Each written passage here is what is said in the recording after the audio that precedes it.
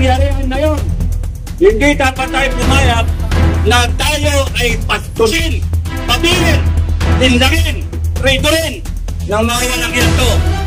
Lahat kayo mga Pilipino, kahit saan kayo, kayo ay nasa kampo ng Marcos. Panood ko kayo kanina, maliwanag na hindi pa ninyo naintindihan ang kapangyarihan ng bawat Pilipino.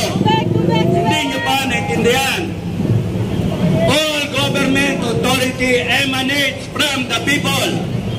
Lahat na nagtatrabaho sa gobyerno ng Pilipinas, ang nagluklok ay ang taong bayan. Kung meron man siyang appointed, yung mga appointee, yung nag-appoint, niluklok ng taong bayan. Ang taong bayan ang nagbigay ng kapangyarihan sa kanila para patakbuhin ang bansa natin. Bakit? Na tayo may ginagawa. May ginagawa tayo na maliit na busy tayo. Pero ito hindi natin binigyan ng kapangyarihan para pagnakawan tayo. Hindi dapat sila magnakaw. Kaya pagka tayo inaapi, we have the authority, we have the power na kunin yung kapangyarihan na yon. Hindi dapat tayo pumayag na tayo ay pastusin, pabuyin, linlangin, traidorin ng mga walang iyanto. Lahat kayo mga Pilipino, kahit saan kayo, kayo ay nasa kampo ng Marcos, kayo nasa kampo ng gobyerno, kayo nasa kampo ng oposisyon, ng Duterte. Basta kayo Pilipino, isipin ninyo, bansa natin to. Tama na! Tama na!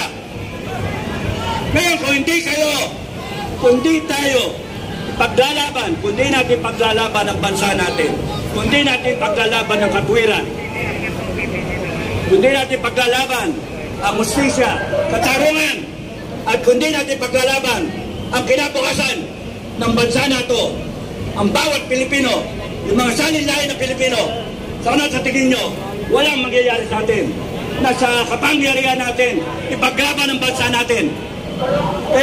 Matanda kayo, bata kayo, babae, lalaki, anong pinag-aralan? Wala kayong trabaho o may trabaho.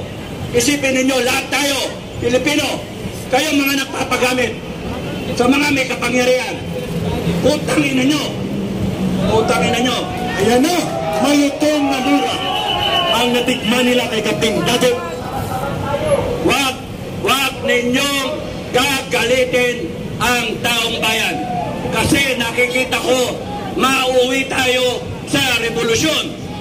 Ayusin natin ito ng maayos, peaceful. Marcos resign! Marcos resign! Marcos resign! Marcos resign! Marcos resign! Kaya panalangin ko sa inyo, hanggat magagamit natin ang hinaon, huminahon tayo, kontrolin natin ang galit natin. Pero kung dadating sa panahon na ilalabas natin yung galit natin, ilabas ninyo yung galit ninyo. Ayun, malinaw. At huwag mawawala ang Panginoon. Huwag mawawala ang Panginoon. Kaya kayo, kahit ano ang inyong reliyon, kaya kayo, Katoliko, Muslim, ang Panginoong Diyos, Almighty God, will guide you. He will guide you. God Almighty will protect you. Maraming salamat. Ayun. Maraming salamat kay Captain Dato' Enrique, isa sa mga retiradong opisyal ng Armed Forces of the Philippines na nakikisa sa araw na ito. Mga kababayan, ang ating panawagan ay malinaw po. Ang araw na ito ay paniningil ng mamamayang Pilipino. Araw ito ng pagtumbok kung sino ang punong salaring kriminal na dapat may pananagutan sa panunumbalik ng pandarambong at korupsyon sa gobyerno. Walang iba matatapos ang mga rally na ito at magkakaroon ng panimulang pagbabago kung mapapalayas na ang kriminal sa Malacanang sa katauhan ni Marcos Jr. at ni Romualdez. Yan ang dapat gawin ng taong bayan. At dahil dyan, pakinggan po natin habang nagtitipon-tipon tayo dito ang isa sa boses ng namakaranas ng people power. Halika dito, tatay, at iwanan mo na ang iyong vlog at sabihan mo mga audience mo, magbabalik ka lang dahil magsasalita ka sa EDSA. Dali na, dali.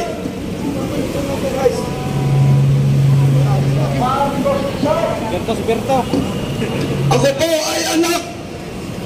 Anak ako ng Piade. Santa Cruz, Manila. Naging isa rin akong kasama sa pagpapalayas ng ama ni Bubong Adik Drug Lord Marcos. Isa rin akong naging aktivista noong panahon ng pamumuno ng senior na isang diktador na si Ferdinand Marcos Senior. Isa po kami na nagpatalsik at kami ang kauna-unahan na pumusting dyan sa Welcome Rotunda. Kasama namin dyan ang kapatid ni Ninoy Aquino na si Bots Aquino. Yun po ang namumuno sa amin sa 21 opisyalis. Kami po ang nagpakalat ng mga tralista magmula sa Quiapo, Welcome Rotunda, Cubao, hanggang dito sa EDSA. Nagsimula lang po kami ng 200 hanggang umabot ng 400. Pagdating ng pang-apat na buwan, naging mahigit na kami 5,000. Kaya kinontrol na namin hanggang Minjula. Pinustingan na po namin hanggang mapatalsik namin ang ama nitong gago, magnanakaw at sinungaling na putang inang si Marcos Jr. na malilinlang adik at pinono ng mga drug lord, pinono ng magnanakaw. Putang ina niya, kinakailangan mag-resign na siya ng mapayapa dahil kung hindi, mauuwi na naman yan katulad ng kanyang ama. Hindi na sila tatanggapin sa iba't ibang bansa dahil sila bistado ng magnanakaw, manluluko, manlilinlang, pinono ng drug lord dito sa bansang Pilipinas. Nasa Malacanang na ngayon na drugs. Nasa Malacanang na siya na mismo ang may hawak ng putang inang Marcos. Nalusaw na yung utak kasi singot ng cocaine. Mga kababayan ko, magkaisa na tayo. Huwag natin pababayaan na pinapalangoy na tayo sa baha. Pinapalangoy pa tayo sa kahirapan at sa kagutuman. Umaksyon na tayo habang maaga pa. Yang mga putang ng bayaran na mga CPP, NDF, sila ang nakakamal ngayon sa kaban ng bayan. Lalong-lalo na yan, yung akbayan, mga putang ina ninyo. Mga hayop kayo, nagbago na kayo. Kami nagbago na kami. Dahil alam namin, noon ang ipinaglalaban namin ay mali. Kaya ngayon, lumagay na kami sa tama. Mga putang ina kayo, mag-resign na kayo, magbago na kayo mga akbayan. Maraming salamat. Mabuhay po ang nakikipaglaban sa mga magnanakaw, sa mga adik at drug lord sa Malacanang. Mabuhay po tayong lahat, mga Pilipino. Marcos magnanakaw.